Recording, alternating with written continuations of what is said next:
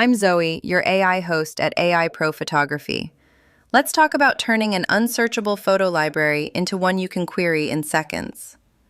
AI Photo Cataloging lets software read every image in your library and build a searchable index, so you can find any photo by person, place, or subject.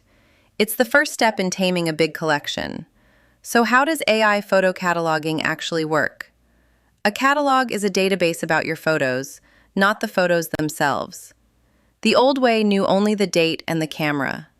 An AI catalog looks at the content. It knows there is a dog, a beach, and two people in the shot because a computer vision model read it. The process runs in a few passes. It imports each image, clusters faces so every photo of the same person groups together, and detects scenes and objects. All of it is written into an index, and ideally into the photo's own metadata. And nothing moves. Your originals stay exactly where they are on disk. One key distinction: the catalog is the searchable layer.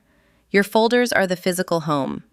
Keep a simple, durable folder structure, then let AI build the fast search on top. Where does it fall short? Face grouping mixes up similar people, so confirm the names. And write your keywords into standard metadata so the catalog stays portable. For the step-by-step, head to aiprophotography.com and hit subscribe on YouTube so the next one finds you.